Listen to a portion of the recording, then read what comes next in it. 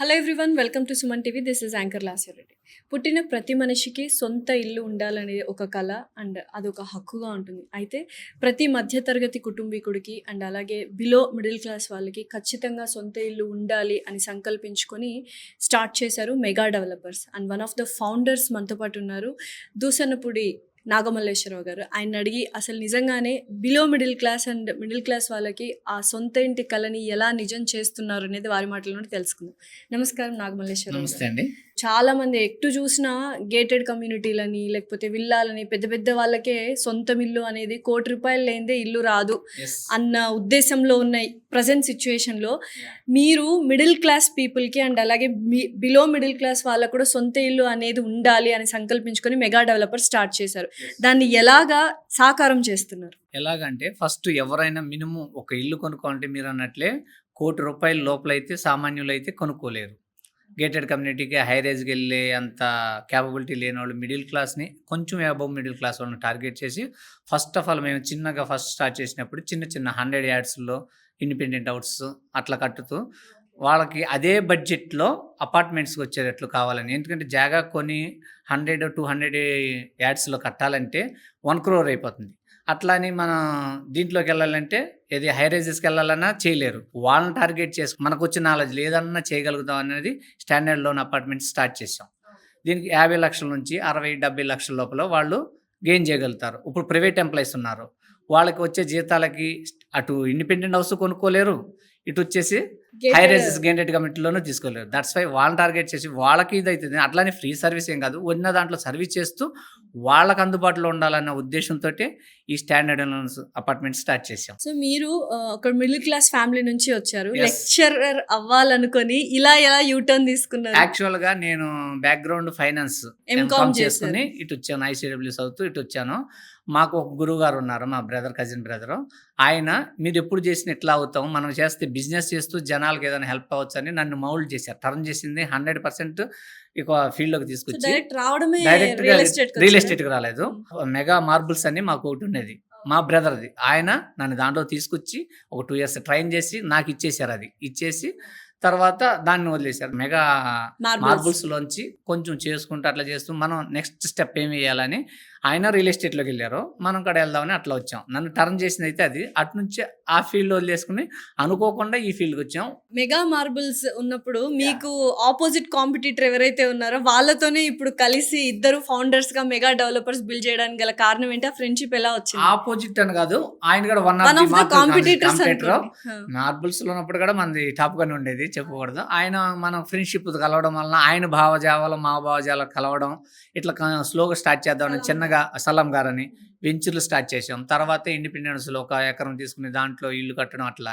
దానికి కూడా బడ్జెట్ ఎక్కువైపోతుంది, దానికి బదులు ఏమవుతుంది ఇట్లా వెళ్తున్నారు. మిడిల్లో ఏం చేయగలుగుతాం మనం? ఈస్ట్ ఆఫ్ హైదరాబాద్ ఫోకస్ చేసాం. ఇక్కడ ఉన్న ఎంప్లాయీస్ అందరూ సాఫ్ట్వేర్లు తక్కువే, మామూలుగా మిడిల్ ఎంప్లాయీస్ ఉంటారు, as well as private employees.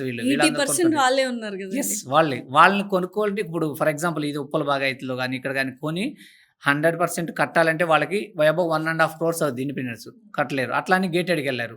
వాళ్ళకి అందుబాటులో ఉందాం అనే ఉద్దేశంలో బిఎన్ రెడ్డి, ఎల్బీ నగర్, ఉప్పల బాగాయితు ఈ సరౌండ్స్ ఈస్ట్ ఆఫ్ హైదరాబాద్లో మనం తీసుకుంటూ స్టార్ట్ చేసాం. స్లోగా దేవుడి దయవల్ల అది బాగానే గ్రోత్ అవుతుంది. యాజ్ వెల్ యాజ్ ఇంతవరకు ఒక కస్టమర్గా డిసాటిస్ఫాక్షన్ లేరు మా దగ్గర. సో ఫస్ట్ స్టార్ట్ చేసిన ప్రాజెక్ట్ ఏదైనా గుర్తుందా? అండ్ అప్పుడు టీమ్ మెంబర్స్ ఎంతమంది ఉన్నారు? ఇప్పుడు ఎంత డెవలప్ అయింది మెగా డెవలపర్స్? ఫస్ట్ స్టార్ట్ చేసింది మేము 200 యాడ్స్లో చేసాం. ఏది ఇండిపెండెంట్ హౌస్లో 2 విడగొట్టి 100 దానికాడ ఒకటే కట్టొద్దని చెప్పాం. ఎందుకు చెప్పనా, ఒకటే కడితే ఒకళ్ళు కొనొచ్చు కానీ ఇద్దరికి యూజిబుల్ అవ్వాలి, చిన్నగానే కట్టాం. అక్కడే మేము ఆలోచన తీరు ఏంటంటే మిడిల్ క్లాస్ అన్నట్టు ఉద్దేశంతో చేసాం. దాని తర్వాత వెంచర్లు వేసాం, ఇండిపెండెంట్ హౌస్లు కట్టాం. తర్వాత స్టాండర్డ్ అపార్ట్మెంట్స్ అయితే మెగా హైట్స్ అని ఫస్ట్ హస్తినాపురంలో మనం స్టార్ట్ చేసాం. ఫస్ట్ ప్రాజెక్టు ఎప్పుడు at the time of corona before. అంతకుముందు అంతా ఇండిపెండెంట్ హౌస్లు వెంచర్స్ ఇవే. ఎంతమంది టీం ఉండే సార్ మెగా? అప్పుడు టీము ఒక 4 ఉండేవాళ్ళం. దీనిగా అభివృద్ధితోటి ఇప్పుడు ఒక 20 members అయ్యాం. యాజ్ వెల్ యాజ్ ఎంప్లాయీస్ కూడా పెరిగారు. ఎంతమంది ఫ్యామిలీస్ హ్యాపీ క్లయింట్స్ అయ్యారు?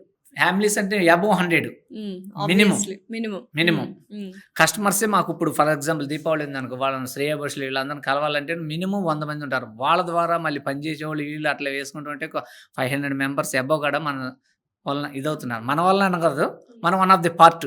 ఎన్ని ప్రాజెక్ట్స్ చేశారు సార్ ఇప్పుడు ఇప్పుడు? వరకు మనకి 18 ప్రాజెక్ట్ కంప్లీటెడ్ అయినాయి. ఆన్ గోయింగ్ ప్రాజెక్ట్ కూడా ఒక 8, 9 నడుస్తున్నాయి. ప్లస్ అండర్ కన్‌స్ట్రక్షన్‌లో ఉన్నవి ఒక 10 ఉన్నాయి. గోయింగ్ టు స్టార్ట్ అన్నవి పెద్దవి villas gated community plus TCS దగ్గర కమర్షియల్‌లో అప్‌గ్రేడ్ అయ్యారు. అప్‌గ్రేడ్ అయి చేస్తూనే ఇవి వదిలేదు. మిడిల్ క్లాస్ వాళ్ళకి చేసేదైతే వదిలేదు. అయి కూడా ఎందుకంటే జస్ట్ ఇంత పెరిగిన తర్వాత మనం అవి చేయాలి కాబట్టి అవి కంప్యూటర్‌లో చేసినా మార్కెట్‌లో మళ్ళీ మనం అందులో ఏమైనా కనిపించాలి. ప్రాఫిట్ వచ్చినా ఇందులో కన్వర్ట్ 100% చేస్తారు. అది ఒకటి చేస్తే ఇది 10 సైట్లు చేస్తాం. ఓకే. దాంట్లో నో డౌట్ ఎట్ ఆల్. మన టార్గెట్ అంతా ఇదే స్టాండర్డ్‌లోనే. సార్ ₹1,00,00,000 నా దగ్గర లేవు. లెస్ దాన్ ₹1,00,00,000 ఉన్నాయి. యెస్. సో ఒక మంచి ఇల్లు మీరు ఇప్పించగలరా? 100% ఎలాగా ఏంటి? ₹1,00,00,000 ఇంటూ మీకు గృహప్రవేశంతో సహా సరిపోయేటట్టు చేయగలుగుతాం. ఎంత బడ్జెట్‌లో సార్? మీకు 70 lakhs నుంచి 90 lakhs వరకు మంచిగా triple bedroom that to be. ఎలా సార్ అంటే కన్‌స్ట్రక్షన్ క్వాలిటీ గాని ఎలా ఉండిద్ది? కన్‌స్ట్రక్షన్ క్వాలిటీలో ఎట్టి పరిస్థితుల్లో రాజీ పడేలేదు. ఒక్క పిన్ కాడ మనకు వేలెత్తి చూపించడానికి లేకుండా 100% క్వాలిటీ చేస్తా ఉంటాం. ఏమీ లేదు. ఏముంది మనం పాలసీలు అన్నీ ఇస్తాం. దాంట్లో మీకు కన్‌స్ట్రక్షన్‌లో తగ్గిచ్చేసి రేట్ తగ్గిచ్చేది ఏమీ లేదు. మనం సెలెక్ట్ చేసుకుంటాం. ఒకటి ఏంటంటే ఒక 1000 యాడ్స్ అనుకోండి 20 మంది డివైడ్ చేసుకుంటారు. తక్కువ కాస్ట్ అయితా ఉంటది. సో యూజువల్‌గా అపార్ట్మెంట్స్ తీసుకుంటే అప్రిసియేషన్ ఉండదు అని భయపడుతూ ఉంటారు. అటువంటి వాళ్ళకి మీరు ఏం చెప్తారు? అప్రిషియేషన్ ఉండదని భయపడేది ఫర్ ఎగ్జాంపుల్ మీరు చెప్పారు కదండీ! ఏది మన గేటెడ్ ఈటిలో తీసుకున్నవి. ఇప్పుడు 2 crores 3 crores కొంటారు. అసలు అది తీసుకోవడమే పెరగడానికి ఉండదు. సాచురేషన్ అంటే హైయెస్ట్ హైయెస్ట్ పెరగదు. గ్రౌండ్‌లో ఉన్నది ఎప్పుడైనా పెరిగే ఛాన్సెస్ ఉంటాయి. ఈవెన్ పెరగలేదనుకోండి ఫర్ ఎగ్జాంపుల్ దానికి మీకు 70,00,000 వచ్చేది ఎంత మీకు? దాని రెవెన్యూ రెంట్ ఏసుకున్నా ఆ అప్రిషియేషన్ వస్తది. మీకు దానికన్నా ఒక 10% పెరుగుద్ది గానీ తగ్గేది ఉండదు. వాటిలో 2 crores పెట్టుకున్న దానికి వచ్చే దానికి ప్రాఫిట్‌తో పోల్చుకుంటే అప్రిషియేషను దీంతో పోల్చుకుంటే ఎక్కువొస్తది. యాస్ వెల్ యాస్ ఇది అన్‌డివైడెడ్ షేర్ దీనికి ఎక్కువొస్తది చిన్న వాటికి. అవును. ఆ అన్‌డివైడెడ్ షేర్ మీకు గ్రౌండ్ పెరిగితేనే గ్రౌండ్ వాల్యూ అది పెరిగినట్టే ల్యాండ్ వాల్యూ. నెక్స్ట్ మీ అప్‌కమింగ్ గోల్స్ ఏంటి? ఏం చేద్దాం అనుకుంటారు మెగా డెవలపర్స్ నుంచి? మన కస్టమర్స్‌కి ఎవరికీ రాజీ పడకుండా మంచి క్వాలిటీలో మీరన్నట్టే మిడిల్ క్లాస్ వాళ్ళకి దగ్గరగా అందుబాటులో మాక్సిమం ఎంతవరకు ఇవ్వగలుగుతుంటే అన్ని ఏరియాలో నాట్ ఓన్లీ ఒక ఏరియాకి కాకుండా అన్ని ఏరియాల్లో అవి చేయాలని. గేటెడ్ కమ్యూనిటీ అంటే నాలాంటోడు కాకపోయినా పెద్ద పెద్దోళ్ళు కడతారు. అది పెద్ద విషయం కాదు. ఇప్పుడు 5 crores పెట్టాల్సినోడు నా దగ్గరికి రావాల్సింది లేదు. విచ్ ఎవర్ ఇస్ బెటర్‌గా ఎక్కువ ఫెసిలిటీస్ ఉన్నాయి అట్లా పోతారు. వీళ్ళకేంటంటే వీళ్ళకి అవసరార్థం. వాళ్ళకి అవసరార్థం వాళ్ళకి తగ్గట్టు మనం ఎక్కడికెళ్ళి కట్టాలి. ఇప్పుడు ఇంకా ఔట్ ఆఫ్ సిటీకి బయటికెళ్ళి ఔటర్ రింగ్ రోడ్ దగ్గర అక్కడికెళ్ళి కూడా కట్టగాలి. అక్కడ పీపుల్స్ కూడా ఉంటారు. అట్లా వెళ్ళాలని నా ఉద్దేశ్యం. గోల్ అంటే ఏముంది మనం ఇట్లా వచ్చేసి విల్లాస్ ఇది చేసుకుంటాం అంటే మనకు 5 కోట్లు 500 కోట్లు మళ్ళీ తర్వాత వస్తే అది వేరు. అది గోల్ కాదు. ఎక్స్‌పాన్షన్ ఎక్కువ అవ్వాలి.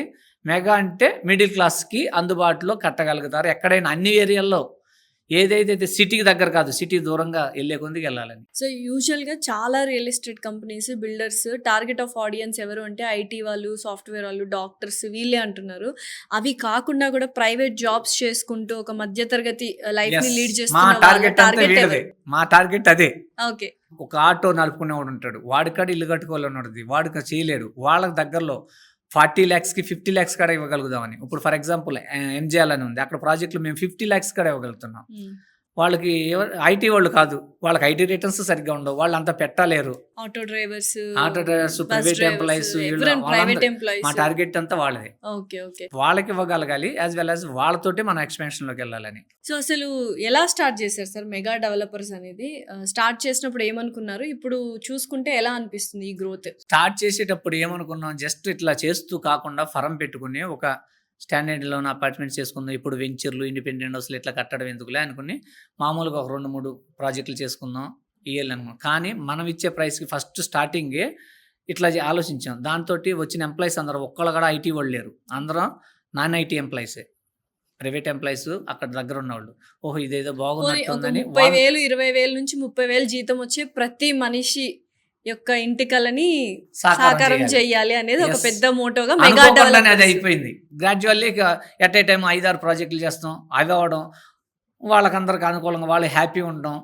బాగుంది సార్ మళ్ళీ మీరు ఎక్కడ ప్రాజెక్ట్ స్టార్ట్ చేస్తున్నారు? వాళ్ళు they are asking about city surroundings ఇక్కడే. సో చాలా మంది ఏమంటారంటే ఇంత తక్కువకి ఇస్తున్నారు మరి క్వాలిటీ ఎలా ఉండిద్ది ఏంటి కాంప్రమైజ్ అవుతున్నారా అని చాలా మంది మీ క్వాలిటీలో క్లయింట్స్ కాంప్రమైజ్ వచ్చి అనేది డౌట్స్ అడుగుతూ Yeah. ఉంటారు. సో ఏంటి అసలు ఏమేమి యూస్ చేస్తున్నారు క్వాలిటీ? క్వాలిటీ అన్నది ఒక్క దాంట్లో మనం యాజ్ పర్ నామ్స్ ప్రకారం కడతాము. మన ఆర్కిటెక్ట్ గారు ఇచ్చిన స్టీలు తగ్గిస్తాం. సిమెంట్‌లోని ఏది తగ్గం. యాజ్ వెల్ యాజ్ మనం ఫ్లోరింగ్ బాగానే ఇస్తాం. మళ్ళీ ఫాల్ సీలింగ్‌తో సహా ఇస్తాం. అందరికి అన్ని ఫెసిలిటీస్. ఫాల్ సీలింగ్ కూడా ఇస్తారు. ఇప్పుడు గేటెడ్ కమ్యూనిటీల్లో మీకు గోడలు కనీసం ఇస్తారు. గోడలు స్కెల్టన్ ఇస్తారు. మేము స్కెల్టన్ కాదు, మొత్తం షెల్ఫ్స్ ఇస్తాం, ఫాల్ సీలింగ్ ఇస్తాం, అన్ని ఇస్తాం. వీళ్ళు ఇది కాకుండా వుడ్ వర్క్ వాళ్ళు వెళ్తే వెళ్ళగలగాలి, వెళ్ళకపోతే డైరెక్ట్గా వచ్చి గృహప్రవేశం చేసుకోవచ్చు. అన్ని ఫెసిలిటీస్ అవైలబుల్ చేస్తాం. అట్లానే తగ్గించేది ఏం లేదు, కన్స్ట్రక్షన్ లో కాంప్రమైజ్ అయ్యేది అస్సలు క్వశ్చనే లేదు. ఇంతవరకు ఒక కస్టమర్ దగ్గర నుంచి కూడా మాకు ఆ రిమార్క్ కార్డ్ రాలేదు. ఆన్ టైమ్ లో డెలివరీ చేస్తున్నారు Yeah. సార్ ప్రతి ప్రాజెక్ట్. మెయిన్ థింగ్ అది ఆన్ టైం. ఇంతవరకు డిలే ప్రాజెక్ట్ లేదు, as well as quality complaint ఎక్కడ లేదు. ఆఫ్టర్ మనకి హ్యాండ్ ఓవర్ చేసిన తర్వాత కూడా ఎక్కడన్నా చిన్న చిన్న మైనర్స్ అయినా సరే మేము బాగా స్పందిస్తాం. సర్వీస్ మోస్ట్ ఇంపార్టెంట్ అన్నట్టు, అదే మెయిన్.